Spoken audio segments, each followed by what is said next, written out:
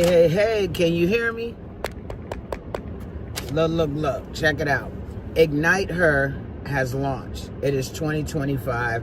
I'm just picking up clothes from one of my friends who had some extra clothes to help out the Ignite Her program. If you have any gently worn business attire, clothes for women who are out here doing the work but maybe do not have the clothing that they need to get the job done, we need your old clothes. Hit me up in my inbox or through House of Peach. The program is called Ignite Her, where we provide clothing to women who may be transitioning from one job to the next and maybe don't have the means to buy clothes. It could be going from working at McDonald's to now working in an office. So we're looking for gently worn business clothes. Make sure y'all hit us up, all right? Please hit us up. We need those clothes. And check right below there. If you're not in the state of Delaware, you can mail them to us. Or if you're in Delaware, we'll pick them up. Y'all have a great evening.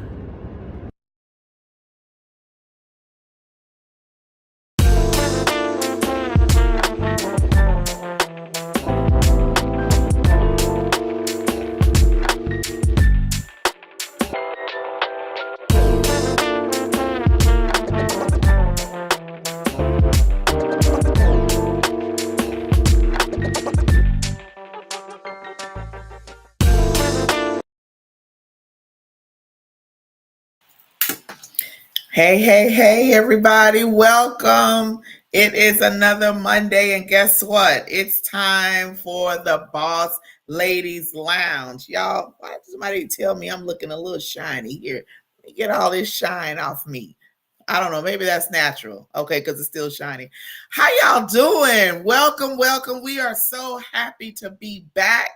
We are so happy to come before you for some more amazing content, some more amazing podcasts, some guests. We have it going on this season. And last Monday, if you missed last Monday, you missed the treat because Morgan and we just kind of caught up on what was going on, let you guys know what we've been into, what we've been doing, how we've been preparing to come back. And guess what? We're back.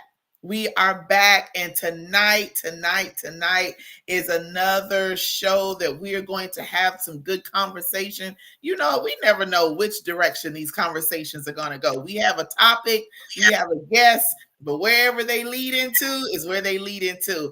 Mo has joined us. Hey, girl, how are you? Good. Everything is just slow and spinning wheels the whole day. Listen, I don't know I feel about like life has been one big spinning wheel today. life has been lifing, as we say. Life has been lifing. But I will say this, I'm excited because today has been a very productive day for me. Now, listen, you know, we often have to press the reset button in our lives because we kind of get off track. We may become a little complacent. We may not do things like we are supposed to. And that happened to me, like within the span of a week and a half to 2 weeks, just kind of not really grinding and doing what I needed to do. But I had a come to Jesus meeting this weekend with myself, and it was a series of meetings and uplifting things that I watched and participated in to let me know, hold on, girl, get yourself together. Come on, hit that reset button. Let's go. So I definitely hit the reset button. I stayed up last night. I got my schedule together for the week, and I have been on task, on target, like going, doing some stuff. So I'm excited about where I'm going and what's going on.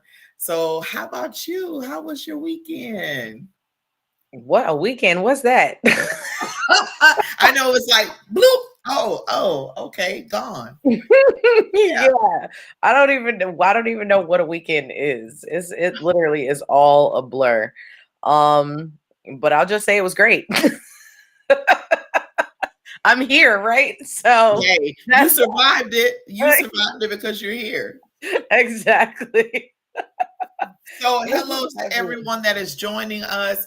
I see a couple of people on my Facebook page.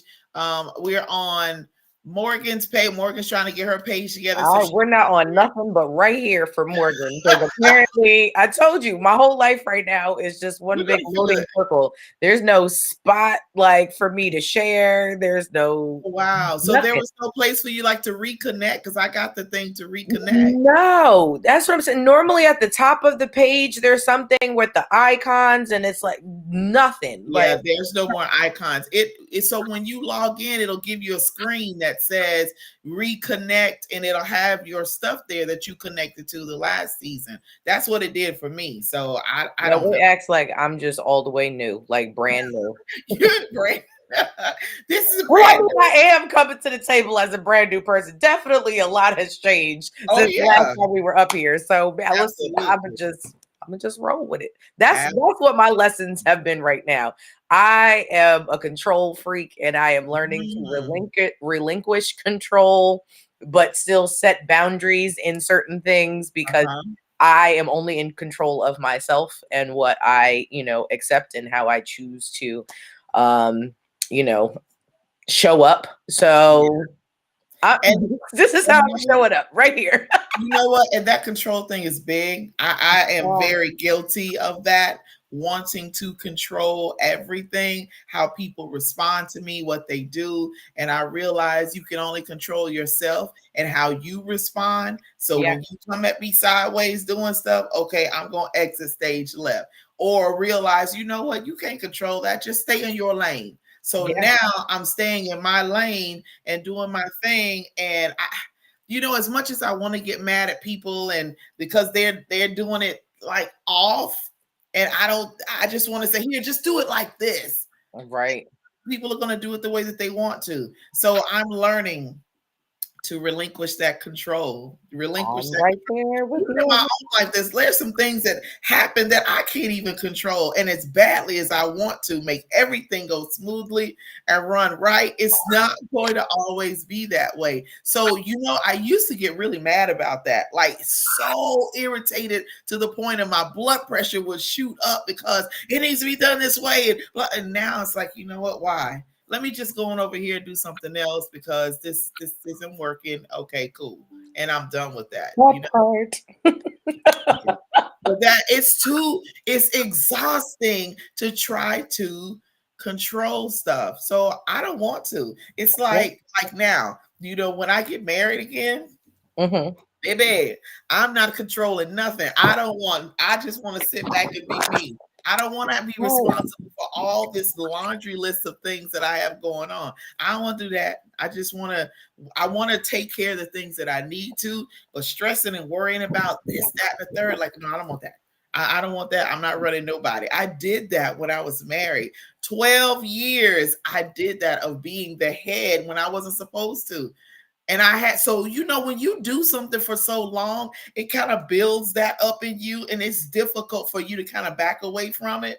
But baby, I'm telling you, when that time comes, I'm just going to drop it like a hot potato, like, yep, done. As soon as I say I do, and these rings get exchanged, and he say, kiss your bride, baby, it's all you, sir. I can't hear you. You're muted. Oh, my bad. I was trying to fix something and was not trying to be a distraction.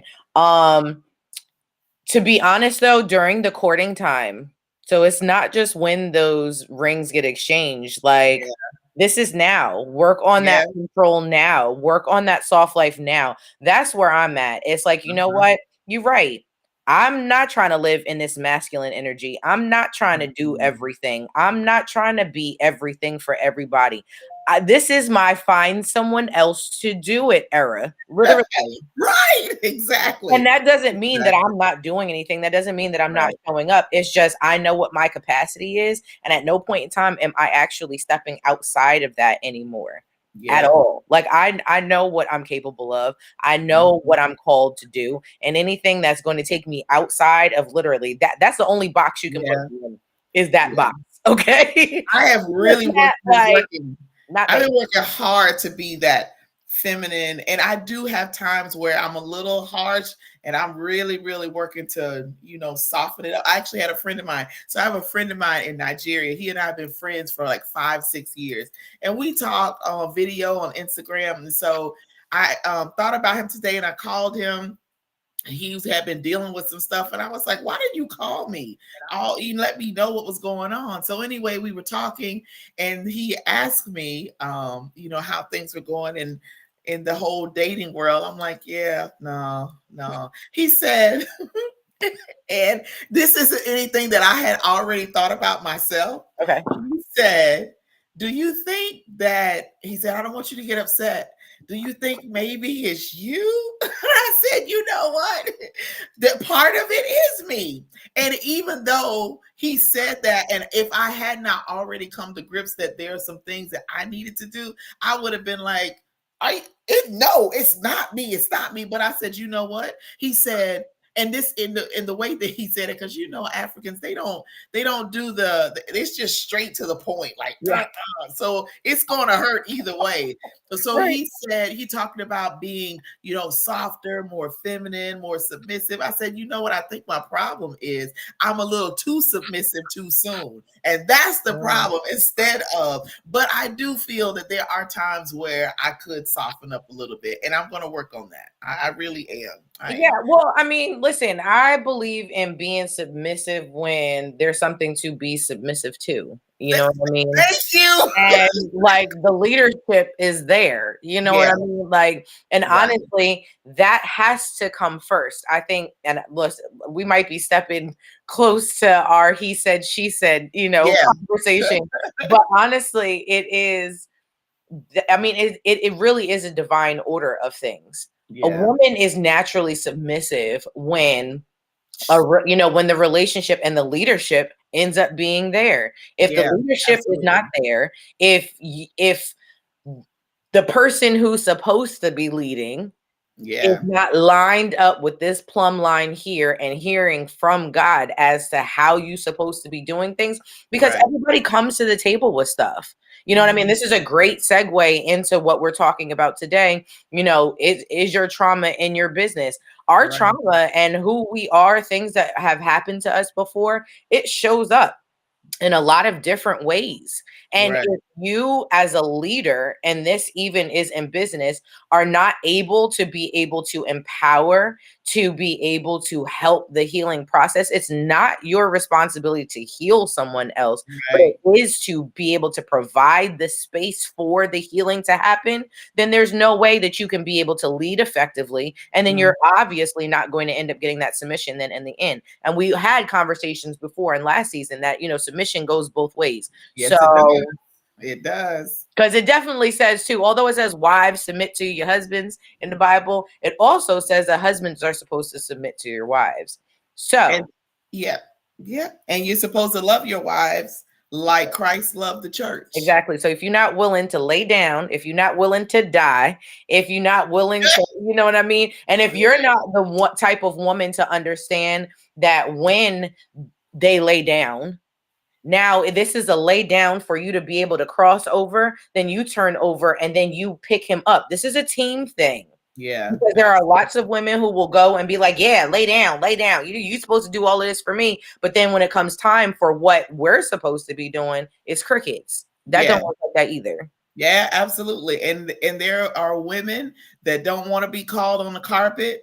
Like, you don't want to come to grips with what you're doing but he is, but what about you? And I don't have a problem with people telling me about me. And I surely don't have a problem telling somebody about themselves, because in this day and era, you can't be playing with that. You want something of substance, something committed, something permanent, something great. You both have to compromise. Like, is this a dual compromise that you're doing?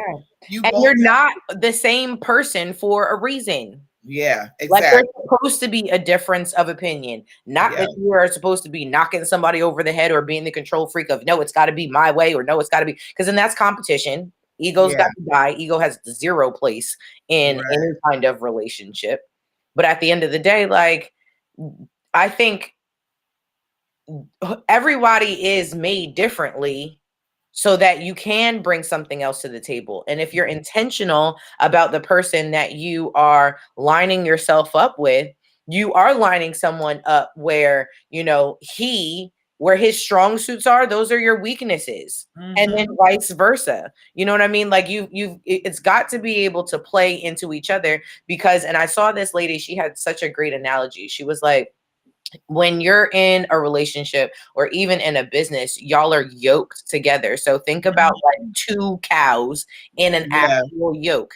If both of their inside legs are strong, that ain't going very far. Right. You need somebody with a, with a right one and a left one so that y'all both can still be able to sustain what y'all are supposed to be plugging away and carrying, or else what are we doing here? You know what I mean? So the differences are something to actually be celebrated rather than avoided in the other direction. So I hear our guest is here. I'm so excited. Listen here, y'all. This is a precursor to some of the things that we talk about on He Said, She Said, which is the last Monday in every single month. And as you can see, Morgan and I, we don't man bash. That's not what this is. We call ourselves on the carpet too. We take accountability for what we as women do as well. So you men, don't think this is just for the women and, oh, I don't want to listen to that. No, we need your perspective. We need you to bring your input. So the last Monday in every single month is our He Said, She Said segment where we'll talk about anything relationship related, anything period. But we want to get the male perspective because, Morgan and I got the female thing going on. And then we have other ladies that come and put their 2 cents in as well. We want that. But this is, it just kind of lined up with our trauma and our guests. So Morgan, introduce our guest. Actually, she's been on before. Yes, I know. I'm super excited. So, we have, let's see, author. She is a poet. I think I done seen her sing a couple times too. I think she could sing. But first and foremost, it is oh, I have it on too. But first and foremost, she's a therapist. Morgan and I got a little backstage conversation going on. I was like, why do I look like I look one shade over here and another shade over here? And like, I'm looking with my lighting. I know, and I'm looking here and you look great. And I look over at Facebook like, oh yeah, it is a little dark. Why is that? I don't know. Look, I guess this is something we're gonna have to troubleshoot during the week. But anyway, yes, I was like, she is a therapist, and of course we wanted to bring her back because I felt like our time last time was cut short. Things got real good and juicy, and she brings such an amazing perspective. She's a safe space. She's all things great. So welcome back to I was gonna say welcome back to House of Peach, but for the first time, the boss ladies lounge, the boss ladies, and she's definitely a boss. So we want. She is. Yes, welcome, LaShawn. Hey, ladies, good to see you again. I was loving the conversation, by the way. I was just sitting here like, oh, that's right. I'm supposed to be joining. That's right. I know. Look, I didn't want to pull in too much of my therapy sessions. I was like, let's have the therapist come in and really, as we like to say, therapize. I know, right? Therapy me, please, right now. So, how have you been since you were on the show last season? What's new with you? Oh my goodness. I feel like since the last time, life went very fast and I was just on the ride like, oh, okay. And so I think the biggest thing is that I released a new book. Yay, congratulations. Thank you. Yeah. So I can say now I'm a 2-time published author. I like the way it rolls off the tongue. But the first book was a poetry book, and this book is poetry, but also with a spiritual, like motivational message behind each poem. So I switched it up a bit, but it just felt right to talk to the reader in a different way in case the poetry was not their thing. I was just going to keep it straight with them and say, all right, so here's what I'm talking about. So do you have the book? Can you hold it up and show us a picture? Ooh, it is not in the room with me. Well, what you can do is put in the chat how Okay. people can order your book, because we want Okay. them to be able to order. So put that in the chat, have the link, and then we'll put the Yeah. link up on the screen so Okay. people I'll can do go that and now. order and get all of that. So congratulations on Yes. Thank you. two-time published author. Look at you doing big things. Yeah, because I'm gonna need both of those. I'm gonna need Yes. both of those. No, Oh my goodness. my So friends would get me tonight, right now to not be that prepared and just have the book. I wish that I had thought about that. oh, come on, we want to promote you. We want to put your stuff out there so people can then support. That's what we do. You know that. Absolutely. No, I'll be sure to put the links in. I don't want to mess anything up right here, so I'll do it. I'll do it at the end. Got it. Got it. So tonight we want to talk about, is your trauma in your business? And we know, I'm going to give a rough estimate, like 90 to 95% of people in the world have experienced trauma. And in your expertise, would you say that's probably almost there in the percentage?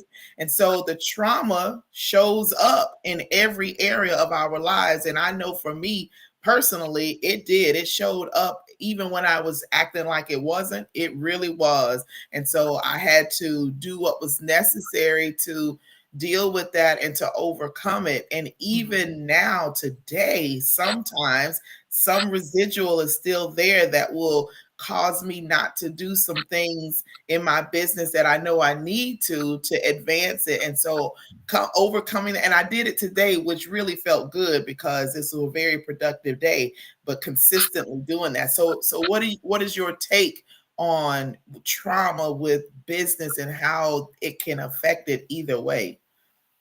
Yeah, absolutely. You know, when we're talking about trauma, we're talking about an event that person is perceiving to be really impactful.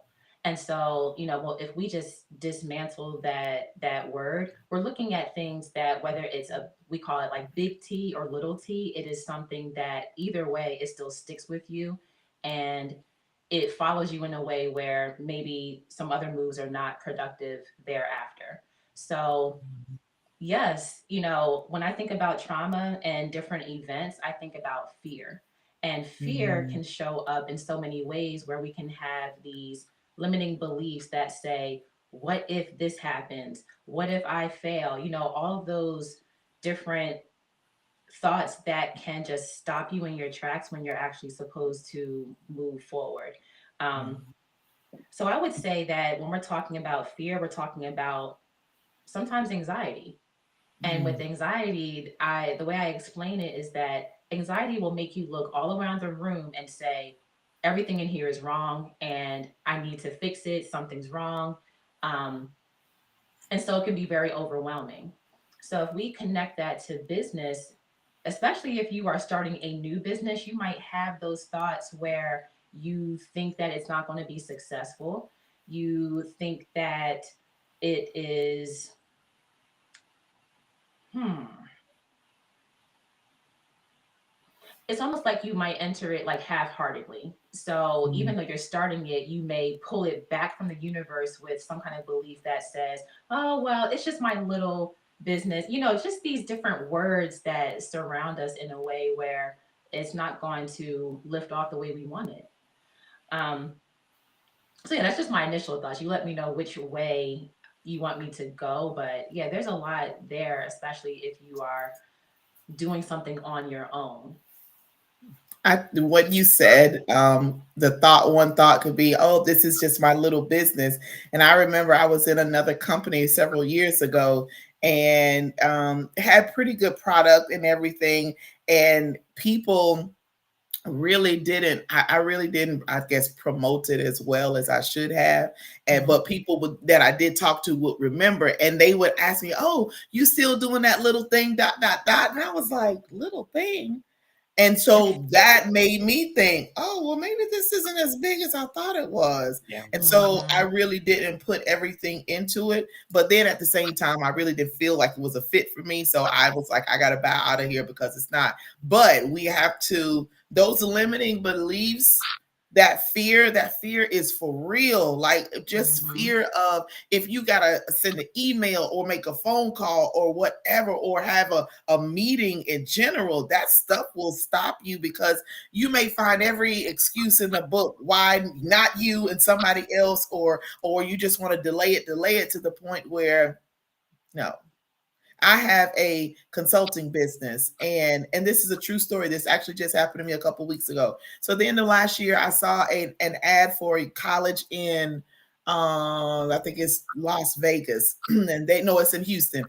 They wanted 7 courses built for a program that they don't have in existence yet. So 7 courses, do everything. They didn't even have a syllabus for those courses. So do the syllabus, all the assignments, lectures, test bank, everything. So 7 courses, and I know the content, so it's really heavy. So I did my calculations on the amount of time it would take and everything else to do that. So I sent them the quote, and they were like, that's outside of our budget. Well, you never told me a budget, but I said, listen, if that's outside of your budget, then we need to talk to see where you are. I'm sure we can find something that would be good for the both of us. Now, had I not had the growth and the drive to here, let me do this, I would have been like, oh, okay, well, I'm gonna leave that alone. But I didn't let that fear stop me, because I even had fear from sending the email with the quote, because I'm like, oh, Yeah. maybe they'll think it's too much. But I've consulted before, and I know this is about the going rate. And to this day, I just saw it today. That posting is still up there today.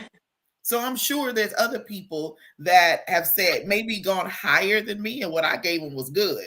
And it would have worked for me. But had I not had overcome that fear of you are smart enough for this, you know this, you can do this is your business, run it. Don't play around with this. This is not a hobby. This is something that you want to be successful at. And when I hit that send button, I was like, oh my goodness. But then to follow up was really good. Yeah, it was good. So overcoming that. Well, So I your have a niece. question. So, can we, I guess, rewind a little bit and really get into what the definition of trauma is? Because I think some people think like it's got to be something grandiose, it's got to be, assault, or it's got to be um, a huge accident that caused some kind of physical trauma. Like it doesn't even have to, be that. So, what is the definition of trauma? And what does it look like to be unaware that you Okay. have experienced trauma? Because there's some people who walk around and they're like, nothing in my life is traumatic. I mean, it is what it is, or I'm good, and they don't necessarily see these things as trauma. So then it's harder to see than how they're showing up, and their trauma is showing up in how they're acting. Yeah, that's Yeah, good. sure. So the way I define trauma is it's an event that was very impactful to the point where if something in the present were to happen, you are reminded of that event, kind of like a bookmark in your timeline. So let's even say, let's think about relationships. Like we can even look at, let's say someone is just a little bit strong in how they speak to you. But let's say you had a parent that also addressed you in a critical way. And this current relationship reminds you of the way your parent was critical. Now, is having a critical parent traumatic? It depends on the person, but it can be a bookmark that means something to you enough that if you come across it in present day, you might say, you know what, I'm not doing any of this. I'm running in the other direction. So it can be just as simple as that, but it still has impact. So that's why we can't measure trauma, because if it means something to you that someone is talking to you crazy, then we can say, okay, if you meet someone now and that doesn't feel good, that's enough to call it something. Do we put the word trauma on it? Maybe, maybe not. But does it have that twinge where you feel like, ooh, I don't like that. That doesn't feel well in my body. then it's still something to pay attention to. Mm. So then you still need to then be somewhat self-aware then in order Yeah, it's like, in well, why order am to I really feeling this identify way? these things. Yeah. Like, what did Right. that bring up to me that maybe my reaction now might be disproportionate? So let's say someone just has a strong personality. They might not have meant it that way, but you took it in that way. What is that bringing up for you? Like, what's that button? Is that button an old button or is it current? You know, we have to kind of differentiate what that is. But it's something. And that's the awareness, like, oh, why did I just go off on this person? Why did I clench up? Why is my stomach hurt? Like, there's these indicators that say something's not right. Yeah. So what do you do when you are ignoring those things though? Because I know I for sure was someone who acknowledged any kind of bodily anything. I was told my emotions lie to you, so put them in your pocket and forget about them. So now, you know, these things, certain things come up, they trigger you, and now it's like, okay, well, I can't put a name to my feeling. And I don't even know how to regulate that. What exactly does that look like? And how does being in that space, like, what does that look like now as even, you know, well, one, as a relationship, but then two, how detrimental can that be when we're talking, you know, business wise? Yeah, I mean, I would say that when anything is ignored, that signal is going to keep screaming louder and louder. And you know, everyone is not on this path to understanding themselves. You know, some of it is trendy, and some people are just out here saying, you know, well, this is just what it is. This is just how I am. So everyone is not actually looking to explore that. And I think that can be tough because, you know, me, the therapist, says if we explored those things, then maybe we all would treat each other better. But, you know, when these things are ignored, sometimes it can manifest into true, like, physical illness. Wow. In your in business, that could be not dealing with trauma or allowing those experiences that you've had to come up can be detrimental to you in what you're doing in your business, like it can with anything else. And what do you suggest for those entrepreneurs that are looking to get into business or have already started their business, and they may now, from hearing you, say, you know what, now I got to pay attention to stuff that's going on because I've had these interactions with people and I'm feeling a certain way, but you just kind of downplay it because you don't know. What would you say to those entrepreneurs or those getting ready to go into it? Because I think that dealing with things or having therapy or whatever prior to starting will be so helpful, but not everybody does that, you know, before they would start. So what would you say to entrepreneurs with that? Yeah, I mean, depending on how aware they are of the things that are holding them back, I I would suggest that they are talking to someone. You know, if they are too afraid of therapy or that word or concept scares them, I would ask them, do you have a mentor? Do you have someone that's already in the business and doing what you do that you look up to? Because sometimes that can be this gateway to that mentor saying, well, you know what, this seems a bit deeper. And so maybe you do need to, you know, seek someone that you trust to really look at this in a therapeutic way.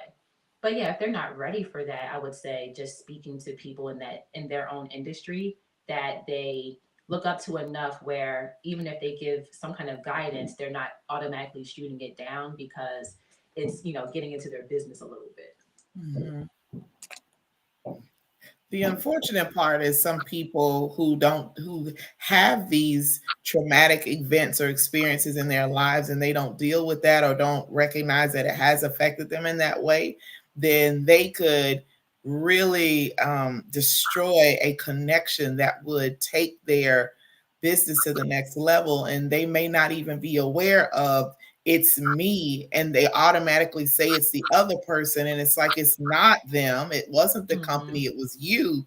And so now they have I can just see, like myself, if that were me, to kind of spiral down, because now I'm feeling bad because I didn't notice or didn't know what was going on, and I've now messed up this golden opportunity, and then now I gotta take some steps back. And if taking steps back, if I'm the only person running the company, means possibly putting it on pause, and now who knows when I'm going to come back. So all of those these things coming in, it's a serious thing. But I like what you said about having a mentor, because we all need someone who can see outside of what we see. They can see things from a different perspective, and they can say, hey, what's going on with you? You seem to be a little triggered by that, or you didn't handle that the right way, or do you realize how harshly you were talking to them? And you may not even, it's just you. So talk on that a little bit, and having the importance of having a mentor or someone that can lead you with that. Yeah, absolutely. I mean, even if I wasn't a therapist, I would still say that there are parts of our lives that we're not supposed to do alone, period. And so if there are people that understand that, then even if you are a sole proprietor or someone that is working alone, that doesn't mean that you're not in a community of other sole proprietors that are in your same shoes. So I would say to look into different organizations that do what you do, so that even though your day to day is solo, you have something or someone else, just another human to, be a thought partner or something. That way you are not navigating alone and making those kinds of mistakes. I think that, well, don't get me started, but I think there are No, get started. Go ahead. a lot of there are all leaders need checks and balances. And when we don't have that, it can get really dangerous. So I think that people that feel like they don't need any other thoughts or opinions, those are the most dangerous, because they're just out here unhinged. Yeah. What does it look like to be teachable?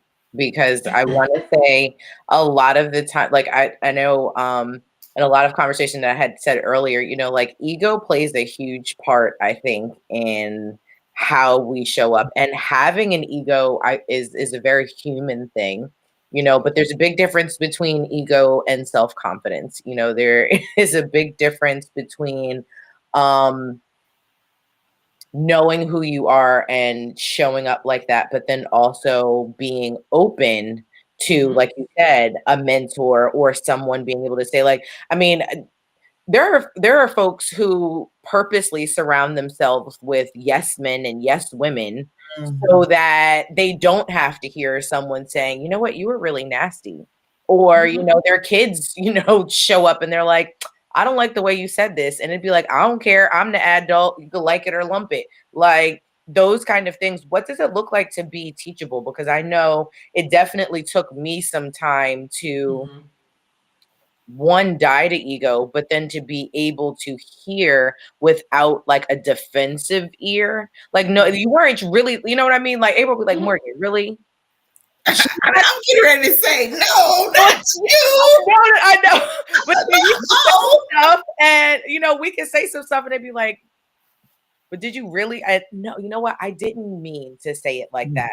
Or that was not how I wanted to come off. That was not my intention. And sometimes even, we take things based upon intention, or we're not thinking about how what we've done is received by somebody else. So yeah, I was like, just talk about that a bit. I feel like are a part of the traumas that we experience we tend to protect ourselves. It ends up Mhm. becoming, you know what I mean, a bit of protection. And Mhm. so having to knock down that wall or understand that, you know, you might not have felt like you were protected in that space when it initially happened, but you can show up for yourself differently here and protect yourself in a different way. And you don't have to necessarily show up like you did as 12. Because I know there's a couple of times where I'd be like, yo, 12-year-old Morgan needs to have several seats.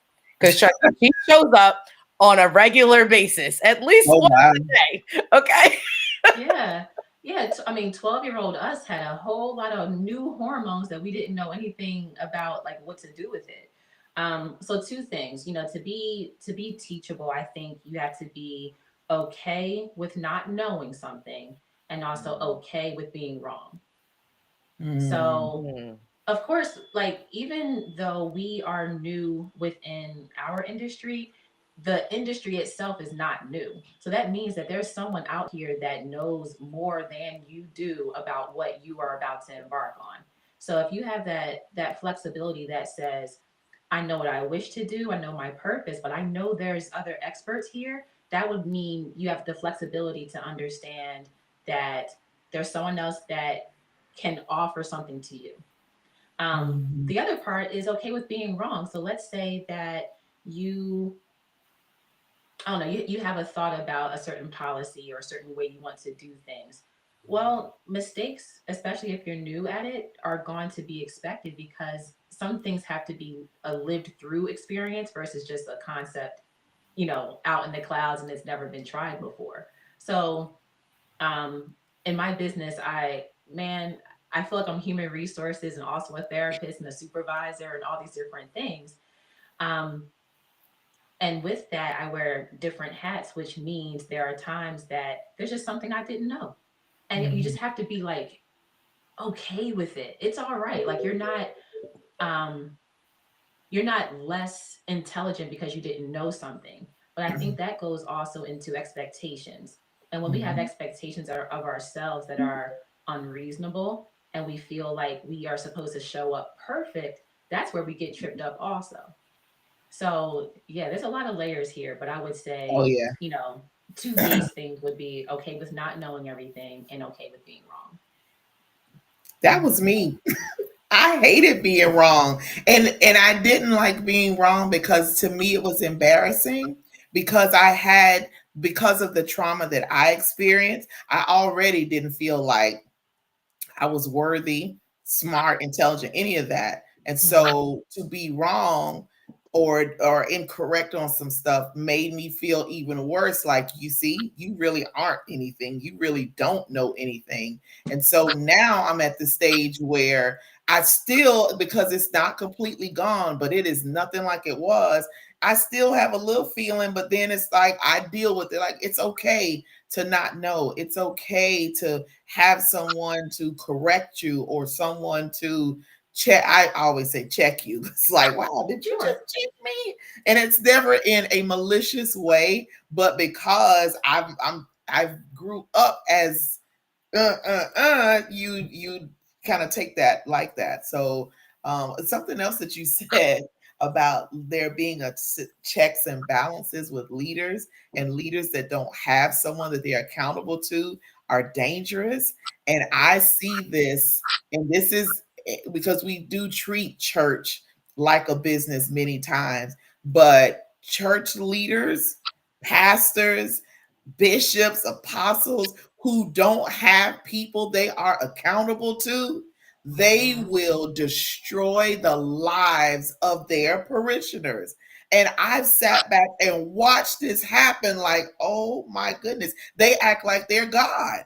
And so they don't Mm-hmm. need, there's nothing wrong with me. I'm good.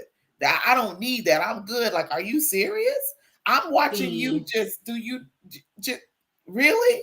So yeah. that even in business is dangerous because you have the CEO or the owner of a company who nobody can tell them anything, and they're wondering why they have such a high turnover in their Mm-hmm. companies because you don't have anybody you're accountable to, and you're up here stabbing your people, and they're bleeding out as they're walking out the door.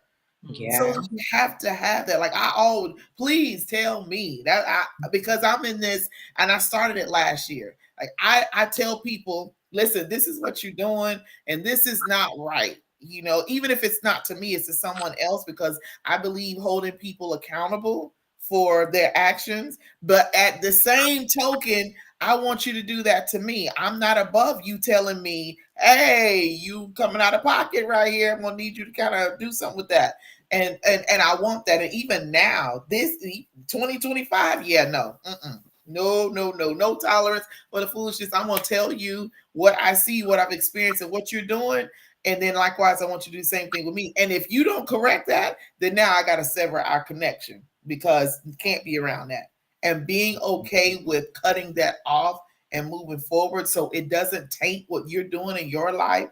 That's vital, because I don't need anything bringing up old memories, old trauma stuff, just bringing that more present in my life. No, I don't want that. So I will exit stage left with the quickness. Yeah. So I know from my personal experience, the first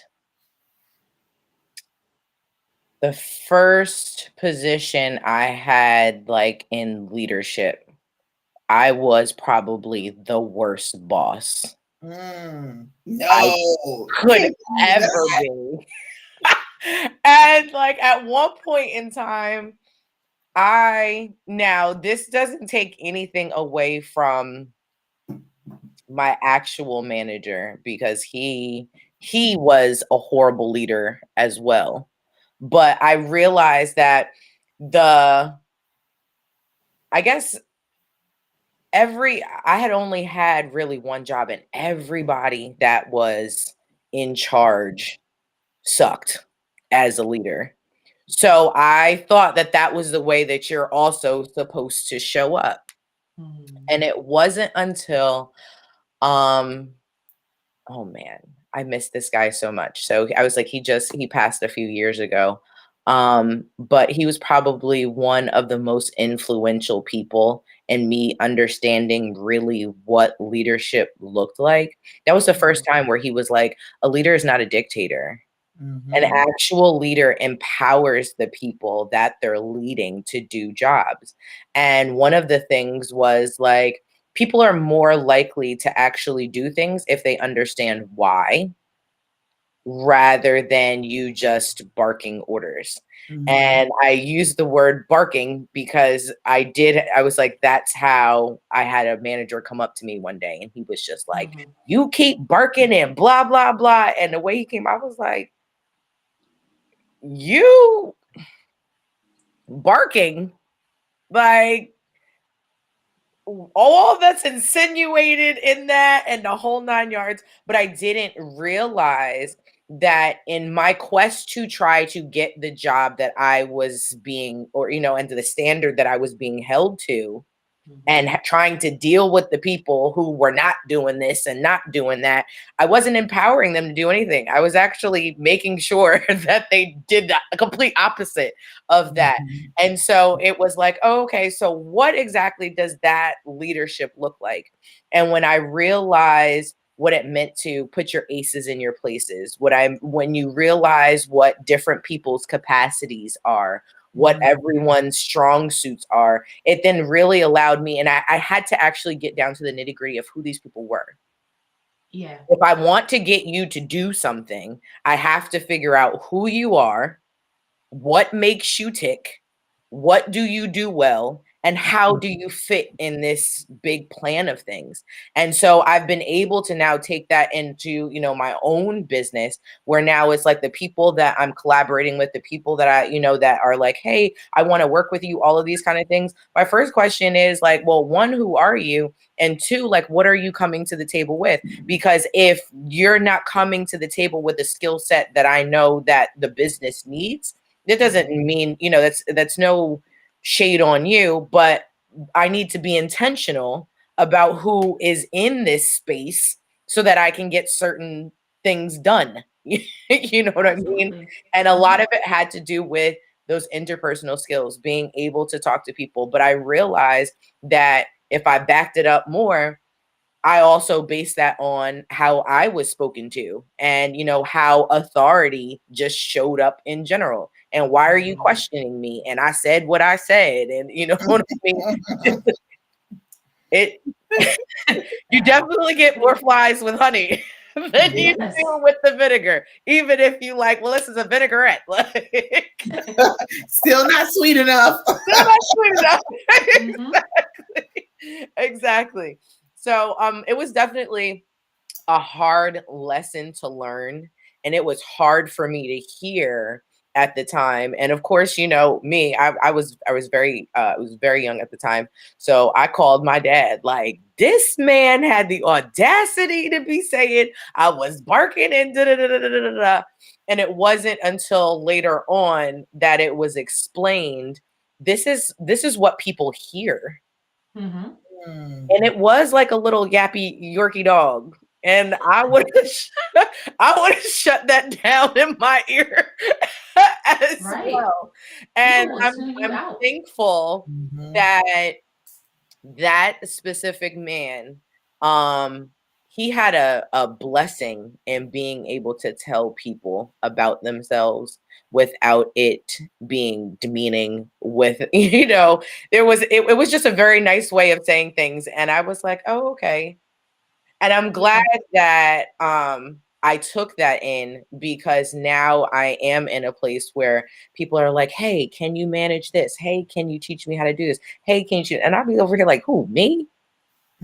But yeah, and a lot of it does have to do with me being able to figure out how to, one, hear how I'm coming off, and then two, be aware of certain those triggers. Because I mean, in business, you don't get to pick people.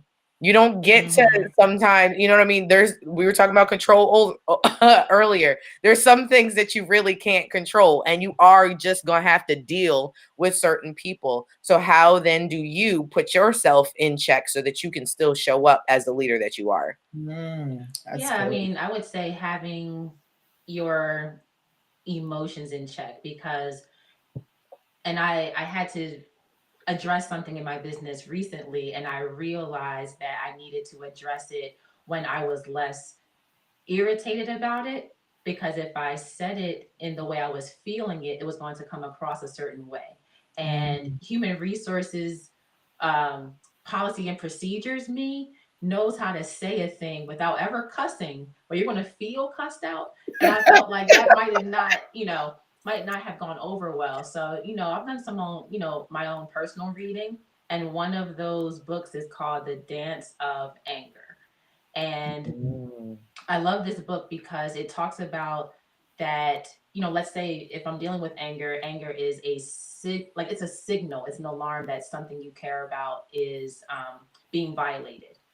But can we address our workers, our employees in that way? No, they probably won't go over that well. So how do you state the problem that you're having in a way where you can take the emotion out of it? So what I learned is you state your dilemma. Hey, my problem is that I am dealing with this, and because you did this, I am now having this emotion. And so, how can we work together towards the solution? Mhm. So, you're not sugarcoating it, but you're not also saying, "Hey, you're effing up." You're not saying that either. Mhm. Right, right. Well, that You're may saying be it As long respectfully to as say, that- "I'm as long as having you a want to say that, problem. My exactly. problem is that I'm being held back and being able to move forward on these things, because Mhm. when you are doing X, Y, Z, it is slowing me up, and that's tough, and that's impacting the business and your pay." So it's still saying it, but there's a finesse. I mean, I think I'm glad I'm also a poet and good with words, or else it would come out different. Well, I got a manager for that.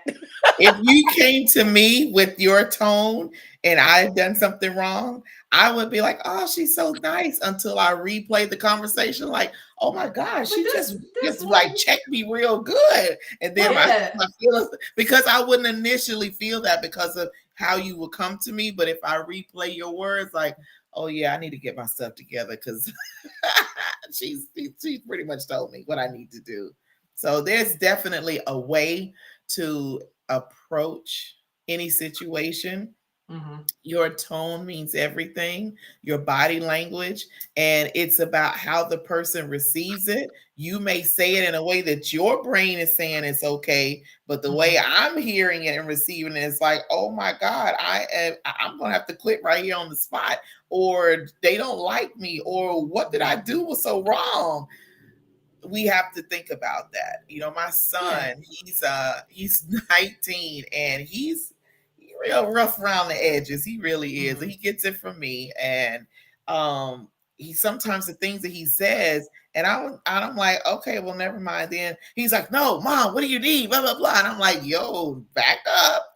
And he's like, I didn't mean it that way. I said, but the way you sound and your body language, I said, that's okay. I'll take care of it myself. And then he gets mad for real because I have just like, I don't want to do that. And we don't want people, especially in business, if we have people that we manage, we don't want them to just like, okay, never mind. They don't want to come and ask us anything. They don't want to do anything. And so then production goes down. What you are doing, revenue goes down. And then when you have to start doing massive layoffs, now everybody's mad at you like it's your fault. And yeah, pretty much it was because of how you treated your people. So having that, I think all entrepreneurs, and this is me thinking, if anybody wants to go into business, I believe you need to go through 6 months of therapy before you go start your business. 6 months minimum. Because remember, we said for business too, like, I mean, the number one thing in business is they're buying you. You know, your products or your services, they sell itself. You know what I mean? All of us, literally, none of us will ever be out of a job because of the services that we provide. But if we don't continue to do the work on ourselves so that we can show up as our best selves, we can, like you said, slow up and or completely halt our business because of that. I know with a couple of things that's going on personally right now, like I had to contact my manager and I was like, listen, life is really like lifing for me right now. And I don't know if I'm going to be able to continue business right now because I don't like how I'm showing up. Like right now, I'm on my own nerves. And there's some things that I know that I need to deal with because anything, like I'm like a ticking time bomb. Anything can kind of set me off. And that's nobody's fault but mine. So that's what I'm saying. That control is coming in. That control freak is coming in and knowing at least on this end, these are the things that I can control. But the reality is, my business is not at a space where I can step back and money is still flowing while I handle these things. You know what I mean? Jeff Bezos can wake up and have a really bad day and his mama calls him and yells and fusses him out. And then his wife turns around and says, I want a divorce. He can go handle that. You know what I mean? But the rest of us, when life starts to life, our kids are doing all types of crazy stuff. You know what I mean? All things are hitting you from different directions. Sometimes you don't have that bit of a halt. So being mindful, being aware, I think is huge in this space because I know for me, I read body language before I hear anything. And if your demeanor and your body language is off, that already puts me in a certain mindset. So then that changes even how I am perceiving anything that you say. So, you know, LaShawn could be over here saying it just as nicely and pleasantly as she is. But if she over here with the head cocked to the side and the whole 9 yards, her tone really don't even matter to me at this point in time, because I've read so much more into that. And I think that this is big, specifically in our culture, because we are very expressive people. We are people who sometimes, you know, I had a post one time that was just like, I wish I knew how to tell my face to be quiet, because when my mouth is, it's like the subtitles run across everything else. You know what I mean? And you don't have that. So like I said, again, I know what my strong suits are. I know what my weaknesses are. And that's why I got me a manager, because there are times where it's like, you know what? I don't know. And I'll type it. I'll be like, listen, this is the situation. This is how I feel about it. And this is really what I want to say. How you going to do this? Thank God for ChatGPT too, on times where she's on somebody else's clock. Because I'd be like, how do you professionally say that you're messing up? I want to tell somebody kick rocks? Like, right, and it'll give you like, but this, I need like, that check at the eloquent, same time. yeah. So. It's No, real. Delivery is everything, but I would say that's what I mean about taking out the emotion. So even when I'm teaching about anger management and how to respond to things, the way I describe it is having a rough draft and then a final draft. So I actually want people to express what their rough draft would be so that they can just get it off. Don't send it. Just go ahead and imagine it. Go ahead and write it out. Do what you need to do. But once you see, all the expletives and all the emotion that's behind it, now what's the purpose of your message? What are you trying to really get to? And can you find a way to be more objective versus, just really charged? So I say that with emotions also, because we don't need people to see that part, especially if we're trying to get a job done. And we can check ourselves. I mean, people that care about self-regulation will say, yes, what I thought in here is this. And then how I said it was that. I do that so much that there's times I probably don't even notice. I had 3 drafts before I came out my face to say it the way that was going to be received well, and be like, wow, she's so nice. It's like, I spared you and you don't even know it. If you read these 3 drafts that I initially was going to say, then you will change your mind about that. Baby, I'm not always a therapist. So right. Say, let's not forget, I am yet skill. human and a person, Yes. and I will come for you. I'm going to put people that will take you therapist there. hat down. That's like when you deal with stuff and you're a Christian, you're like, all right, Jesus, you sit in the corner. I'm going to handle this myself. I won't do that. Sit down, Jesus. Like, wait a minute, what you mean sit down? Just sit down. I got that. Won't handle well at all. Exactly. Well, I know we were talking about this, on a business end, but how do you do that on a relationship end? Because I know there's a lot of people, and there's lots of reels. You've got, tonight's conversation, all these people talking about, what you should put up with, what you shouldn't put up with, the whole 9 yards. Like, where is that boundary even in a relationship where you're dealing with someone, or you yourself is showing, up in a certain way, and those responses are coming and the whole 9 yards? Like, how do you deal with that? Or even, in the business sense, when you have that client who is their attitude and their tone that's coming, and how you've got to be able to respond. Yeah, so there's layers there. So I would say, if I like the relationship question, but I've had a couple of clients where we've had to end the session early because it was just going to get too heated, and I noticed we were not going to get anywhere. So I really do think it's about, in both aspects, being extremely grounded, like really just taking that brief pause to say, wait, something's happening. Something's happening. I can see that their response is getting a bit higher than I wanted. Who's going to be the one to say we need a timeout? So on either aspect, someone has to notice it, or else if you both match energy, now it's going to feel like World War, whatever, and you're not going to get anywhere. Um, in a relationship sense, I would say both people need to communicate like how they receive words. Are they sensitive? What are their love languages?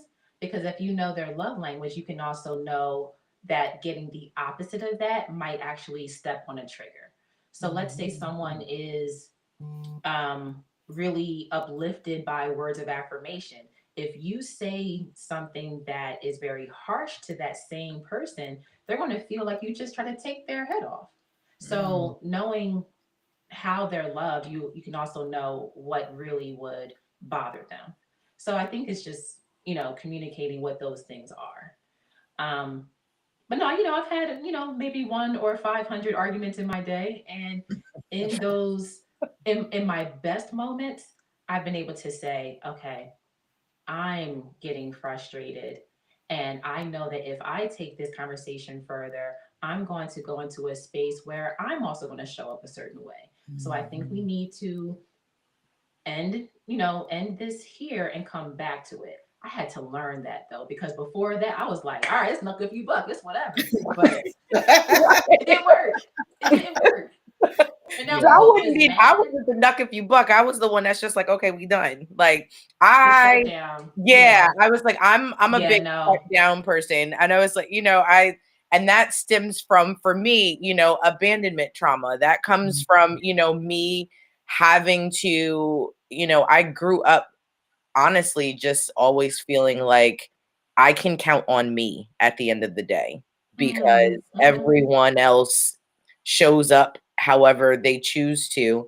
And for me, I know that, I can show up for me. So the moment someone does something that rubs me the wrong way, I'd be like, I don't think I like that. And so I'm Like, out. go home. Yeah.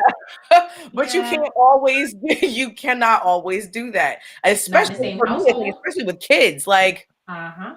you know how many times I want to be like, all right, you know what? I'm going for that extended grocery stores run and I'm not coming back.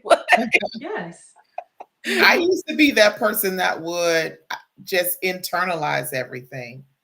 I wouldn't say anything about how I felt or how what you were saying. I would just internalize it and then I'm quiet. Now, not so much. And I'm not to the point to where I am like all out here like, I don't like that and you're not gonna say this to me. I'm not like that. I express how I feel, but then I'm also watching your actions too, because I want to make sure, and I always think before I speak because I want it to come across calm, but I want you to get the full picture and understanding of how I'm feeling. And then after that, if you continue on, then it's this. I'm out. Because I can't, because I'm not being heard. I'm not being considered. Like you said, knowing the love language, how your love languages aren't like mine. You might be totally different. So one of mine, you spoke it. One of mine is words of affirmation. But if you say something, I had this recently happen with a guy, and he said something, and something that he said in the sentence had a little slick, to me it was a little slick comment. And I said, that little first phrase that you said, you didn't have to say that. You could have just said the latter part of it and I would have gotten it. And so his response was, you know what, I'm sorry, teach me how to treat you. Okay, well, yeah, so there we go. Beautiful. Short-lived. Short-lived. You said that part worked, but it still didn't work, but that was nice. Yeah. Okay. But at least, that part came across. So I'm like, okay, but I'm now talking about other stuff. Then let's just, yeah. So. Yeah, no one's a mind reader. And I think we walk into situations, whether it's business or personal, where we may expect that person just knows how we are, how we're received well, but also what bothers us. So that goes back to that communication. We cannot expect that the other person thinks the way that we do. Would that be lovely? Yeah, sure. But that's not how it works.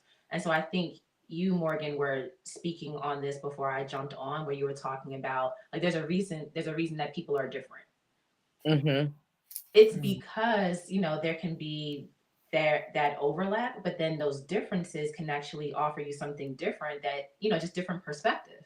So it's okay to be different as long as it's not judging the other perspective. There can be like, oh, I didn't think of it that way. I'm still going to do it this way, but thank you for that. I mean, you don't have to, take it on. You can just say, you know what?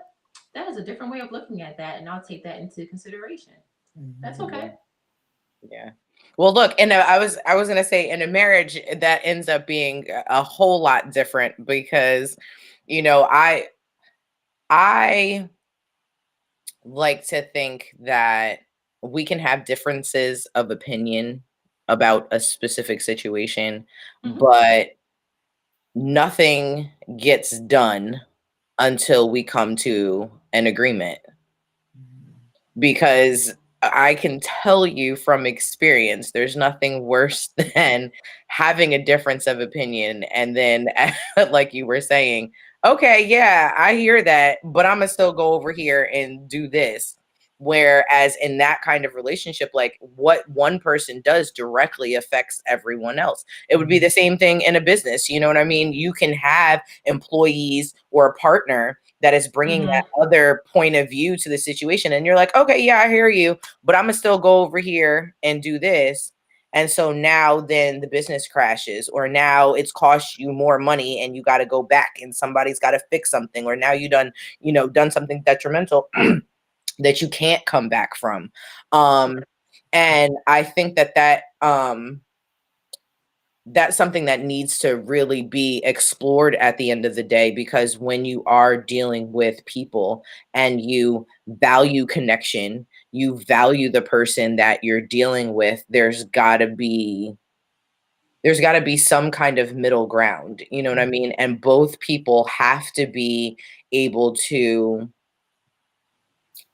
be all right with, the point of view that they're bringing to the table, but then open to hear someone else so that there can be some kind of resolution. Because I mean, you can't keep just being here. Like eventually nothing will get done. You know what I mean? So Yeah. where is that middle ground so that you're not just saying, well, I heard you, but screw you. This is what I'm doing.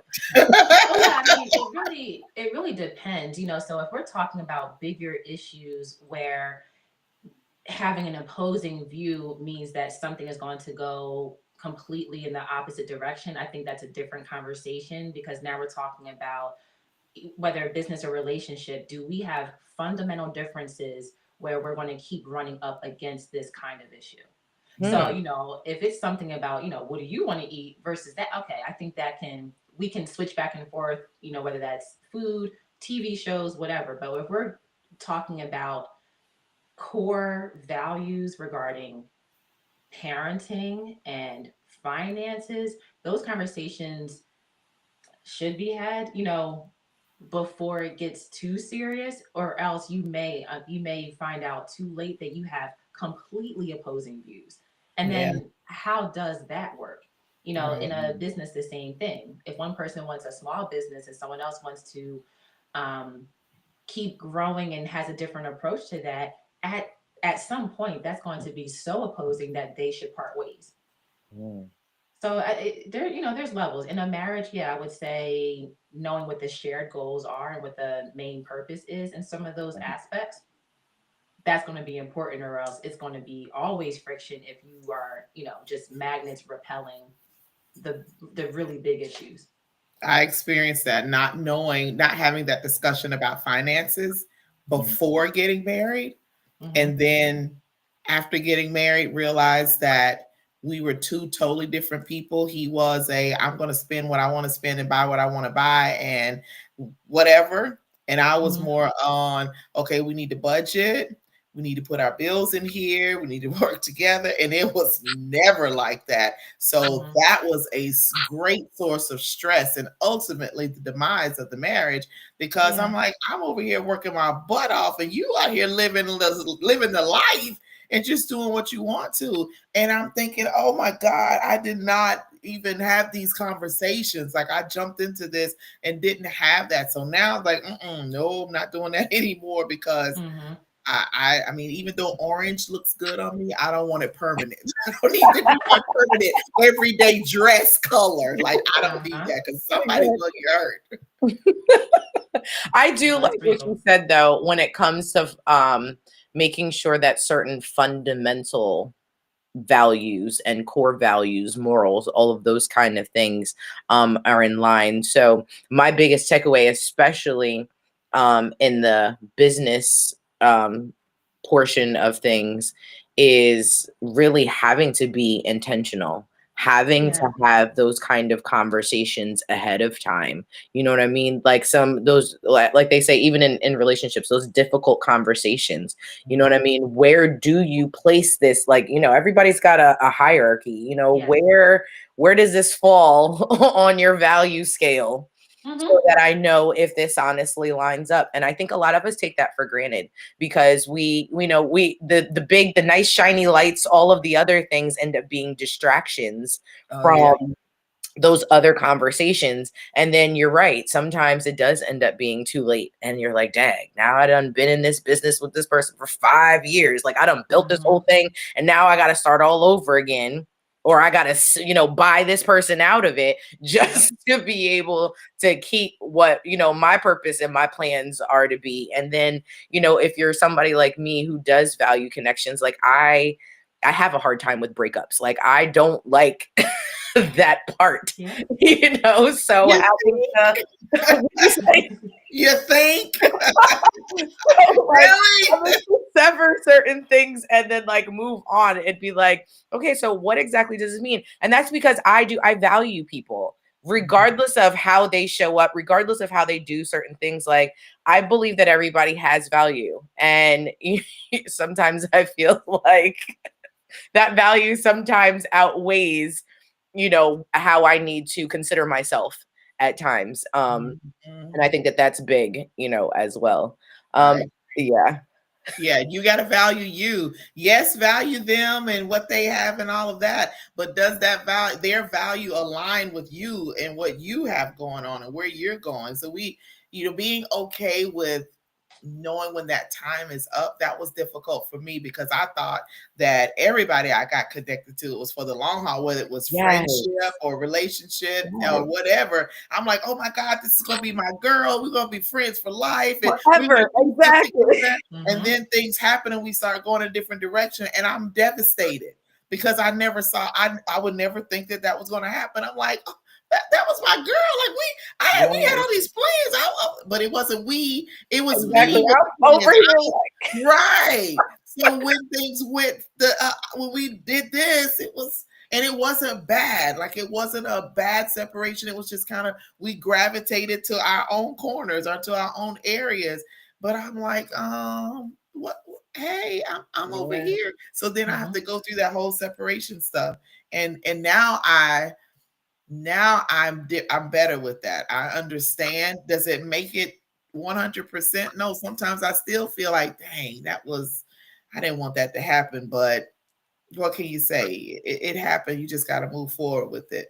And I'm bad about that with dealing with the opposite sex, especially when I get connected to someone, and this is like really a lot, but when I get connected to someone and some time has passed and I'm thinking, oh my God, this could be my person, things are going well, and then it just like poof, and you just see it. You don't want to see the gradual, the parting. You don't want to see that because you think, oh, this is my person, and yes, and it's like, no, they're not. Yeah. You'll have to go through but that. I think sometimes we connect that to our own personal value as well too. And I think that like as things start to separate, sometimes we take that personally. Like you said, you internalize things. I was internalizing before I started piecing out. You know what I mean? And like I said, you went from one extreme to the other. Like you internalized down, exactly. Because I'm like, listen, it's either that or I'm gonna burn this down. Like, I mean, and I don't think y'all want me to Angela Bassett this. Like, no. Like I can do that. So. Hey, this doesn't mean you just let her walk away. Just don't say anything. Just let her walk away. I'm telling you, you want to keep your stuff, let her walk away. Look, I am an Aries on the cusp of Taurus. Okay, like there's a whole lot that. Yeah, exactly. She said, "Wow, exactly." There's a whole lot that goes on there. So. But I'm a work in progress. Okay. This is a daily thing. I'm going to take this a day at a time, a minute at a time sometimes. I love y'all, but I hate to say this, but I actually have to go pick up a placenta. That was. It's supposed to be in a bucket in pathology. What are you talking about? No, it's a very important job. Yes. It is. It is. Don't egg her on. Don't do that. Just don't. Well, that's okay. We want to definitely. It's about time for us to be winding things up anyway. But we have enjoyed having you on. Thank you for the different perspective, especially on the entrepreneurship side. I believe that all of us that are entrepreneurs are getting ready to go into that, need to take into consideration our traumas or triggers or things that we may not have recognized that have affected us in previous time that could come up in that, and knowing boundaries and knowing how to, like you said, there was something that happened there that you had to deal with, but you wanted to wait till you calm down so you could handle it appropriately. And knowing how to do that is vital for the success and for the growth of your business. So y'all that are looking to go into to start businesses or already are in that, make sure that you deal with you on a regular basis and have someone or two people that you are held accountable to that can look at things from the outside and show you different perspective. That's one of the reasons why I love one of my cousins. She shows me things from a different perspective that I would have never considered, like, oh, because I was getting ready to be like, snip, snip. And she's like, well, wait a minute. Have you looked at it from this way? Like, oh, no, I didn't. Okay. More grace, give more grace, because you've shown me a different perspective. And it's just not how I am, because I would be like, done, block, done, over. I don't want to have any more dealings with you. So thank you, LaShawn. So are you going to give us anything? Tell us the name of your book again. Sure. So it is called Sage for the Wounded Soul. Sage for the Wounded Soul. Well, if you want to send that information to either one of us, we will put it on our page. I know I'll put it on my page. I'm sure Morgan will. We'll put it on House of Peach to get it out there for those that are interested in supporting and purchasing, which will be amazing. Thank you so much for coming on. And also next Monday, we'll be back on at the same time. Share this out. Let people know that we are on. We're rolling, and people have been coming on. So we know they're in and out, and I can see some stuff on my page. And Morgan, we're gonna get you together. So you can share it on your own page too. But anywhere, if you are interested in being on the show, or you have an amazing topic that you want us to discuss, let us know. We may just have a panel of people to discuss it. Depends on how good it is. Or if you have a question that you want us to answer and maybe bring some people in, or just Morgan and I do it, hey, let us know. We are here for y'all. This ain't for us. Even though we enjoy doing what we do, it's for y'all, to give you things on business and life. See, there's nothing off the table here. So thank you for joining us. Go to subscribe to the House of Peach. LaShawn, it was so great to see you. I got to reach out to you. I think I'm going to need a session or something. I was like, I got a therapist, but I felt like I might want to just, so here's the thing. It is a thing to have like multiple therapists, right? Because different therapists do different things for folks. So it depends. I would say sometimes, a therapist might say, hey, go do this therapy over there because it has a certain modality, and then come back. That way there's not these opposing views, kind of like too many cooks in the kitchen. It's a little nuanced, but there are times where it is okay. Okay, well, duly noted. I need to find out, because I think it might be me. I might need some more work done. Like, it's me. And I'm not ashamed to say it could be me. I need to do some work for myself. And I need to do the work. Yeah, I just need it. Look, I'm here for you. I'm your support. Absolutely. I'm here for it all. Absolutely. All right, y'all. Until next week at the same time on these same platforms, 7:00 Eastern Standard Time, 6:00 Central. We'll be back with another amazing guest and show. We look forward to seeing y'all. Have a great week. Have a great, productive week, and we'll see you on next Monday. All right, y'all. Thanks for joining us.